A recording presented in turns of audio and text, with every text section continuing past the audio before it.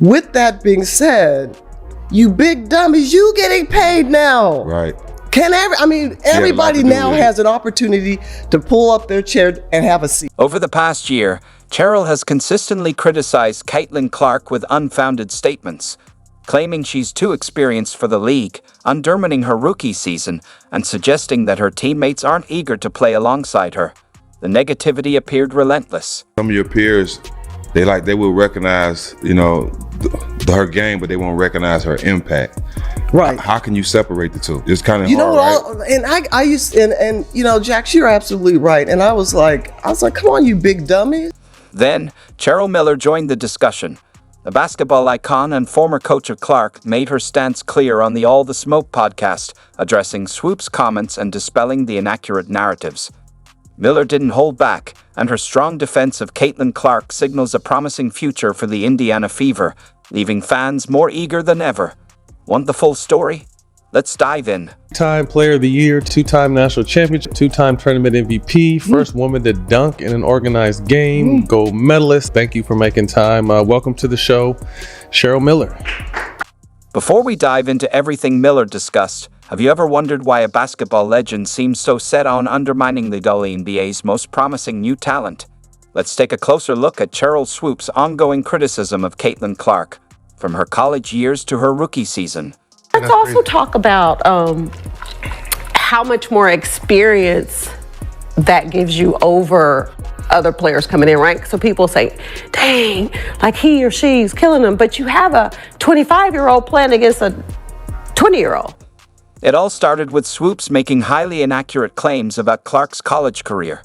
One of her most far-fetched assertions, that Clark was 25 years old, competing against 20-year-olds at Iowa. In reality, Clark was 22 and in her fourth year, just like many other college seniors. When challenged on the false statement, Swoopes backtracked, attributing it to exaggerated claims influenced by COVID-related eligibility rules, an explanation that didn't quite add up. Caitlin Clark right now probably takes about 40 shots a game. Carry on.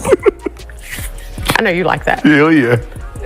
I said that because when she comes to the league, regardless of what team she goes to that has vets on that team, she probably ain't gonna get 40 shots a game.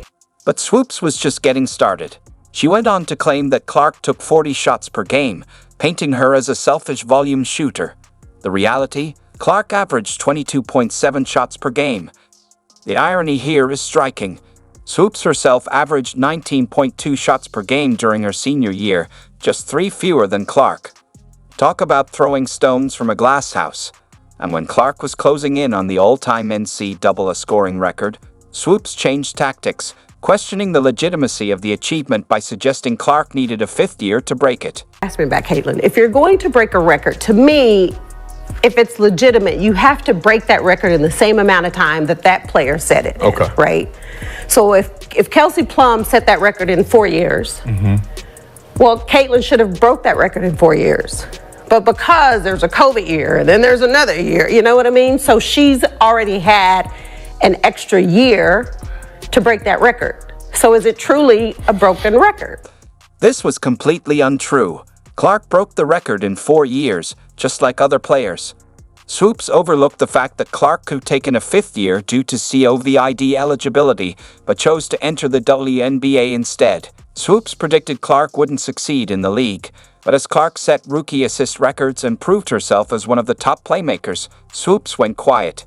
Clark finished her rookie season averaging 19.2 points and 8.4 assists per game, earning Rookie of the Year honors and silencing the critics. To say she wouldn't be good. What I said was I didn't think Caitlin or Angel would come into the league and dominate immediately, which I don't think either of them did. Respectfully, there is absolutely no way, even when we're trying to sit here and play semantics about dominating, there's no way that anyone could ever leave this season in saying that both Caitlin Clark and Angel Reese didn't dominate. You would have to further explain what dominance means for you to not sit here and say that a player who is leading the league in assists while averaging 19 to 20 points didn't dominate that season. One of the most revealing moments occurred during Swoopes' appearance on Angel Reese's podcast, where she continued to undermine Clark while claiming she had no problem with her, a clear example of saying one thing and doing another. Cheryl, since she was in college, I helped do her shoe deal with Nike in 1993, took her to her first SBs. I've known Cheryl, I've coached her, have a lot of respect for her. I called her when Caitlin was still playing at Iowa and she had just broken Maravich's record. And it was all over the place, as you and I have discussed, that, there was this quote by Cheryl that said, Caitlin was, 25 years old. She was, 24 years old. She was a fifth-year senior. Right. She was taking 40 shots a game. Her records were illegitimate. The basketball world quickly took note of this pattern, and eventually, Swoopes was removed from broadcasting a Fever game. She was replaced by Nancy Lieberman, who didn't hold back in calling out the misinformation surrounding the rookie sensation. I got off the treadmill and I called her as a friend, and I said, you can say whatever you want. You can have your own opinion about anybody, but you do have to get the statistics right. I mean, facts matter. And if you just get ahead of this and just say, hey, I made a mistake on my numbers, then this thing is over and everybody respects you for your opinion. And, you might like Boston, I might like the Yankees. It's okay to have difference of opinions. Well, she got upset with me on the phone, and I was like, Cheryl, I'm not doing anything to hurt you. I'm just sharing. We're talking. And so our relationship, it pretty much is not happening at this point. I tried to talk to her at the Final Four. Right. She didn't want to talk to me. My life's going to be good or great with or without Sheryl Swoopes in my life. The basketball world had been waiting for someone with real credibility to step into the Caitlin Clark conversation. That moment came when Cheryl Miller entered the All the Smoke podcast studio and put an end to the critics.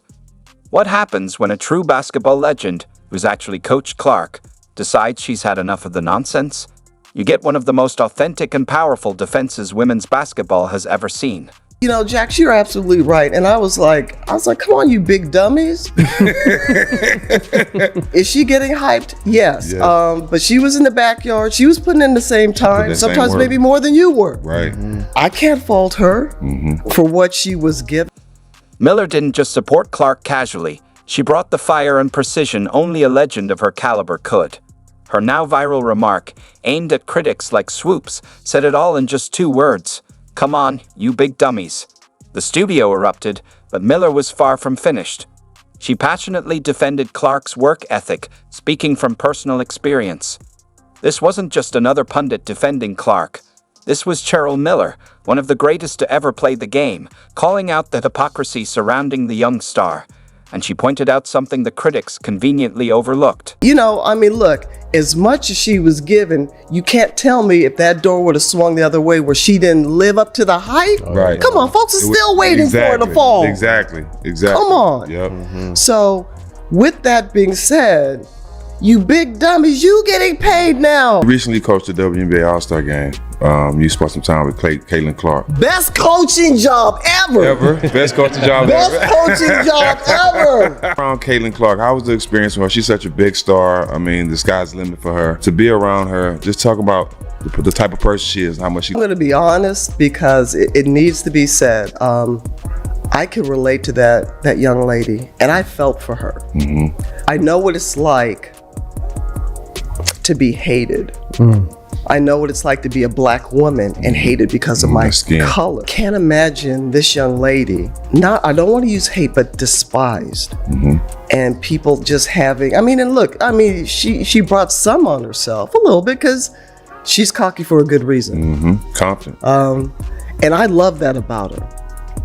But to watch the dynamics and the media, they had their narrative.